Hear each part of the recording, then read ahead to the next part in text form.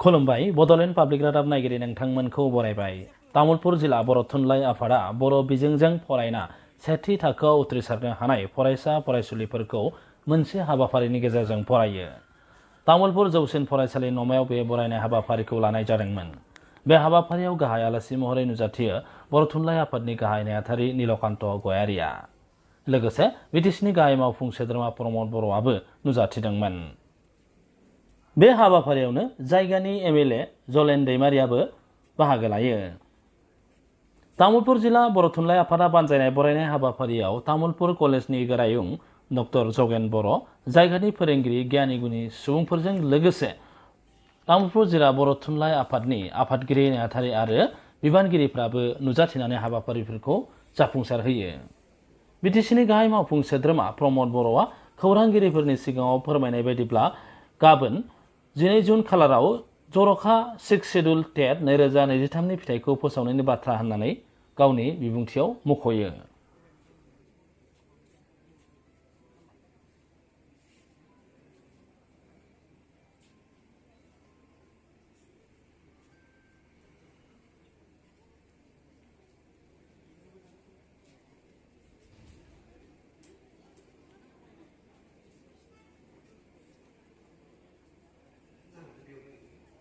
बेनि उनाव उननि फरायसा फरायसुलिफोरनो थियारि खालामनाय खावलायनो हरनाय जाबाय।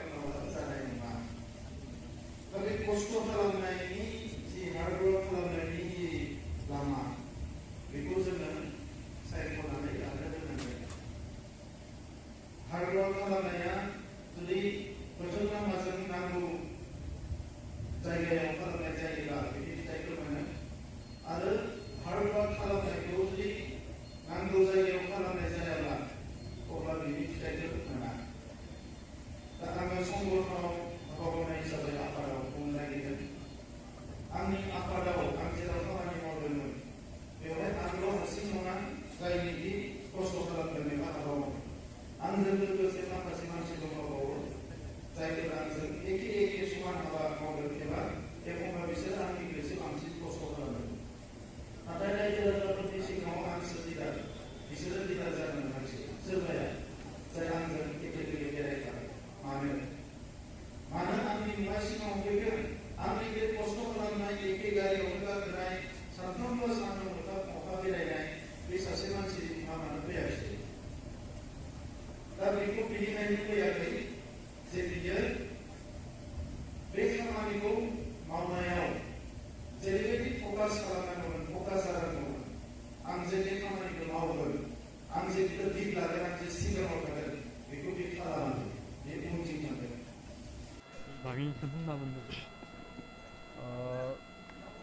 तामुलपुर जिल्ला बर' थुनलाइ आफादा दिनै 2023 मायथाइयाव सेथि थाखोआव उथ्रिनाय फरायसाफोरखौ बरायनाय हाबाफारि लानाय जादों।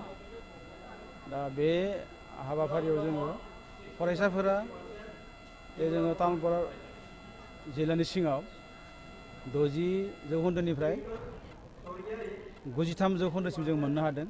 दा बे माखासे फरायसाफोरा दा मेट्रिक पास जानायनि उनाव जे गावबा गाव जिउ लामाखौ मारै दालांगोन बेखौ लामा दिन्थिनो थाखाय जोङो बे आलासि लिंना लाबोदों। दा बेनि गेजेराव दङमोन जोंहा बर' थुनलाइ आफादनि गाहाय नेहाथारि नीलकान्त गयारि बिथाङा फैनानै गावनि बिबुंथियाव फरायसाफोरखौ गोबां बोसोन होलांबाय, गोबां लामा दिन्थिलांबाय। जोङो फरायनानै फरायसाफोरा बोरै दावगालांनांगौ बे हाबाफारियावनो फुंखा सुबुं महरै जों लिंना लाबोदोंमोन जोंनि ओनसोलनिनो बिरबल ब्रह्म। बिथाङा APSC आनजाद होनानै BDO मोननो हादों। दा बिथाङा ट्रेनिं पिरियडआव दङ। दा बिथाङाबो गावनि एक्सपिरियेन्सनि गेजेरजों फोरमायलांबाय जे फरायसाफोरा बोरै गावनि थांखिखौ लानानै आवगायलांनांगौ। गोबां फरायसाफोरा थांखि लानो रोङा, गाव फरायनो हायोब्लाबो। दा बेबायदि बिथांमोना लामा दिन्थिनो हादों।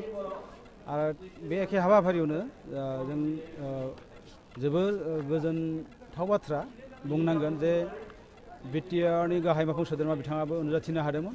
आरो बिथाङा नुजाथिनानै फरायसाफोरखौ दानि जौगाफुनाय फरायसाफोरखौ बोरै लामा लानांगौ बेनि फारसे फोरमायथि होयो।